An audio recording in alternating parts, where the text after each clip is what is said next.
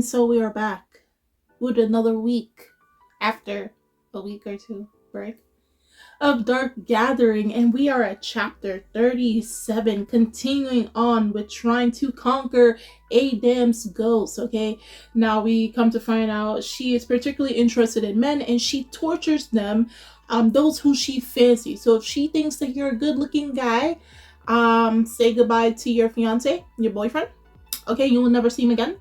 But if you're a guy she doesn't find fancy, aka she's not attracted to, she's just going to use you as life force to bring back the attractive ones. And she keeps them there forever to the point that the physical body has ceased to exist. It's nothing but bones, right? So now going into, by the end of chapter 36, we have it where the ghost going through his transitional phase, okay? I like to call him, samurai, right? Because his clothing kind of looked like from that time. So he finally comes out to play, and might I add, he has been getting stronger and stronger as chapters or episodes have been going on. So again, the reason why he's called Transitional is because he's very close to becoming a graduate. I don't know the prerequisites or the requirements for him to finally become considered a graduate, but nonetheless he is very close, very close, right? So, and not only that, he looks way bigger than he did from the anime. The last time we saw him, going back again from episode 24 when they were in the school and everything, that was the last time we saw him. If you have not been reading the manga, but if you was watching the anime, that was the last time we saw him. If you've been reading the manga, of course, that, right? But he looks way bigger now. Okay, so they're facing off against Adam's ghost.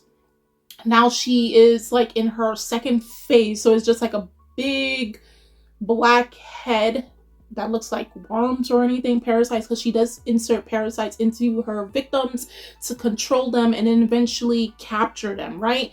And so the parasite is still in the back of Keitero's and I believe what's his name, Shitan's head, but Shitan is knocked out. So they were able to save both of them, but now they're trapped in the cave until they can defeat Adam's ghost. The only problem now is while they're fighting and everything, the girls, Eiko and Mitan, because the ghost has an affinity towards men, they cannot see her. I don't know why she particularly hates women, for whatever the case is, but she makes it prominent that she separates men from women, as we clearly saw when they went to the dam, and she purposely locked them out to get dealt with the other ghosts. And even now inside of the cave, basically in her domain, right? The girls can't see her unless you're Yayoi, who has also supernatural abilities. She's able to see her. So again, the only people that can see her is obviously if you're a male, aka Keitaro. So Transitional, or I like to say Samurai versus Adam's ghost, are heading off on each other. So on top of that, as we all know, when it comes to like particular strong ghosts or anything, especially graduates, a lot of them has their own curses that they place, which can, if you remember from, I like to call him, I forgot his name, Sugimoto. When they place a curse, it can trap the person within that curse, or it can sap their life or anything. So Yayoi was wondering, I wonder if Transitional is able to do it, or does she have to place her curse and then, it goes facing off, battling with each other.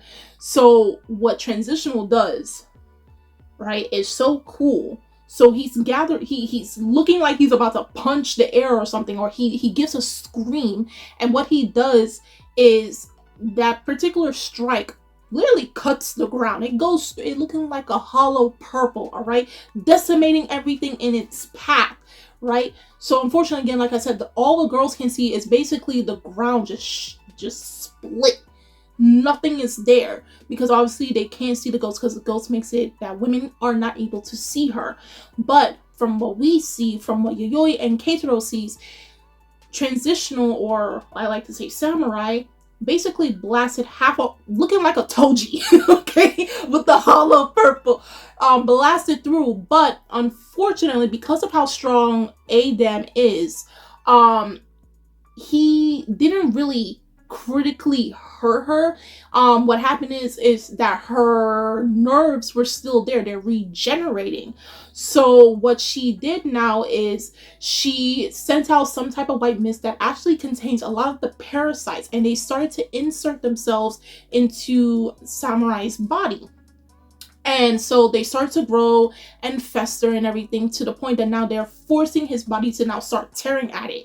And then with everything that was tearing off of him and all that, they start to, all the parasites that came out of his body, once it bursted out again like parasites, they went back to her, repaired her. And on top of that, it made it look like she was like some nine-tailed type fox, where she had like, it looked like tails.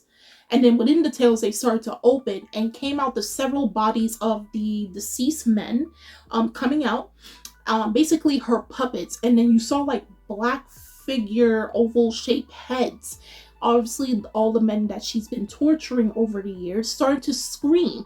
So then she launches out these headless bodies towards Samurai, and then what they do is they act like self-detonating bombs, and they start to explode with the parasites. And because of that, it caused Samurai to explode himself. Now he's just a head. Okay, and you would have thought, oh dang, Transitional, Samurai, you're done for before you became a graduate. You think that's the end.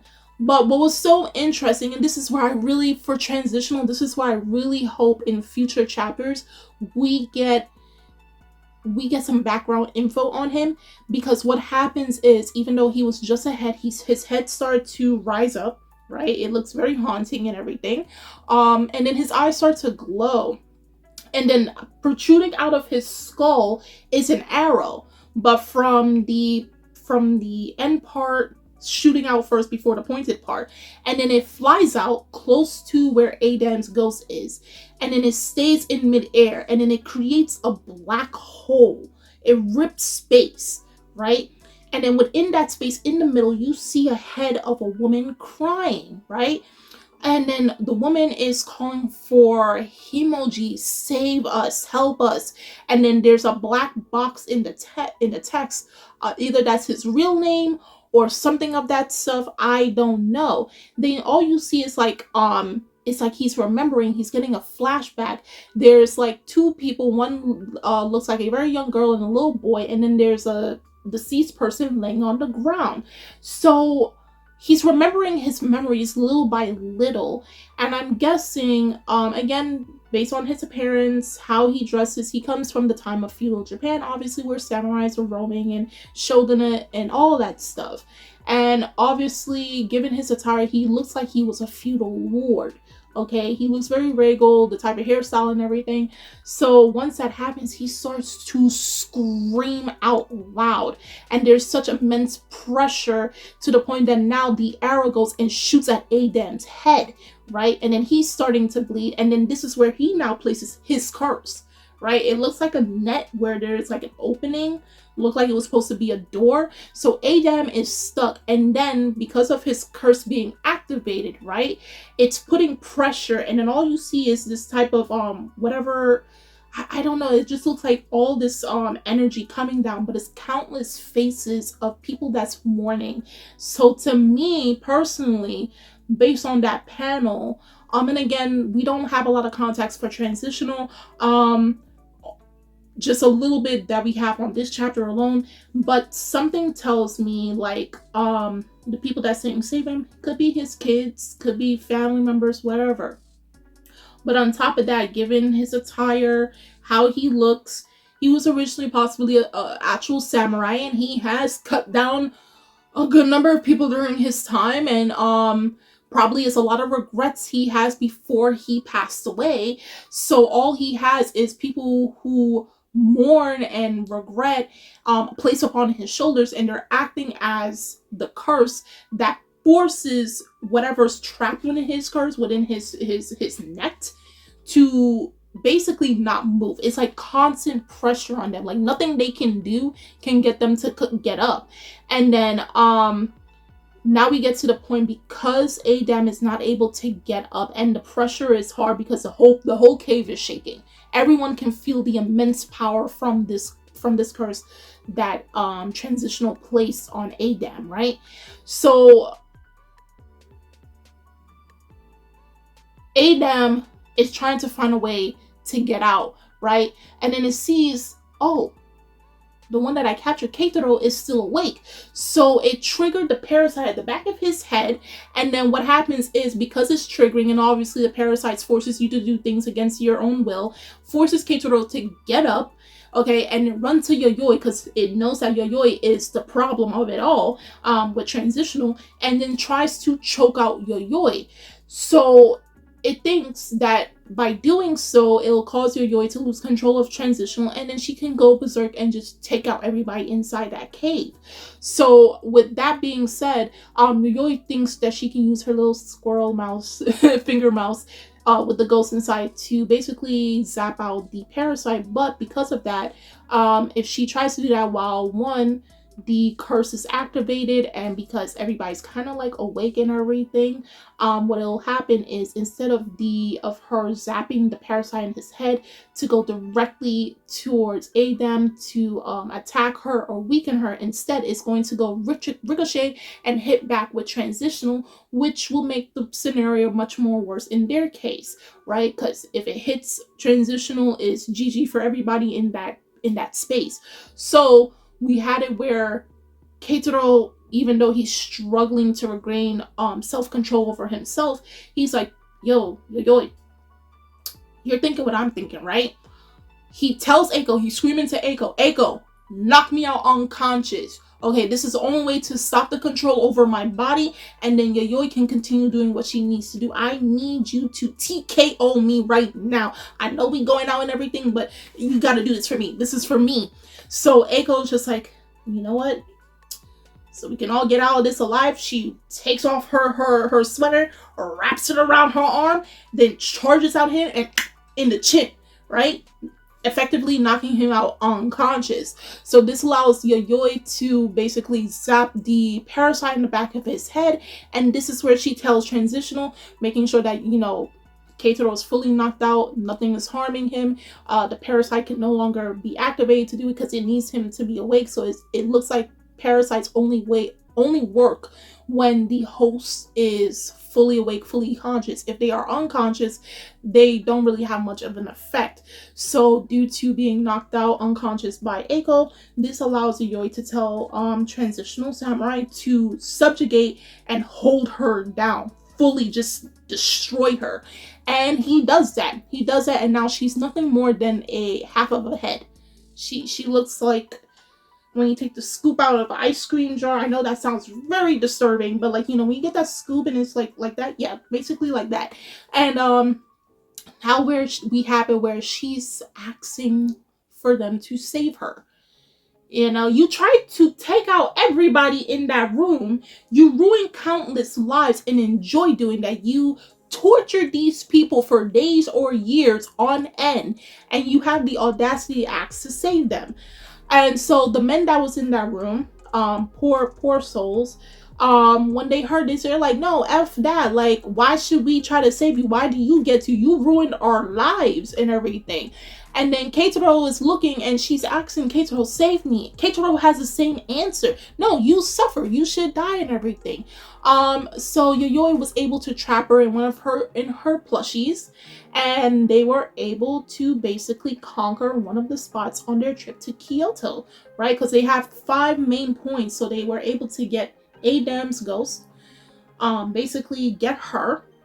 And so now they have 4 other spots before they reach the middle of Kyoto. Okay, and Transitional was able to get back his full body and then go back into his little alien plushie. Will she feed Adam to Transitional? That is yet to be seen. Again, like I said, we don't know the requirements or the prerequisites for him to get back his memories, and what else do we need for him to become. I feel like he's going to become a graduate. I feel like that's what they want to do with Transitional, because hence why his name is Transitional. He's going from like a weak ghost to he's in this period where he's slowly becoming a graduate. So I don't know if by next chapter or a couple of chapters later, of if Yayoi is going to feed Adam or any of the other ghosts of the other locations in Kyoto, that she's going to feed them to Transitional to finally make him become a graduate and then put him with the rest of her team, basically, okay? But nonetheless, amazing chapter. Adam, screw you. I just hope by next chapter they allow these men to, you know, send them off, rest in peace, or just like how that episode where the guy who took the brain stems from the women, they were able to either get their revenge, or hopefully now these men can actually rest in peace and everybody is safe, okay? And now she's gonna, and also Yayoi said, I'm gonna put you in a room filled with women. Yeah, that's gonna be your torture. That's going to be your torture. So yeah, you're getting what you rightfully deserve. So guys, do tell me in the comment section below on how you feel about chapter 37 of Dark Gathering. Also, like, how do you feel about Transitional? Do you want more backstory on him? Is there any backstory? Just to ask, because I really hope there is, because he's such a cool ghost for me ever since his introduction, and just seeing a little brief glimpse of his backstory being shown, you know, I just really want to see his entire story, because it doesn't make sense that you're showing for all these other ghosts and Transitional is ain't getting no news whatsoever. The links are in the description box, so you guys go check that out. And I am Kimmy-chan, and I will see you guys later. Bye.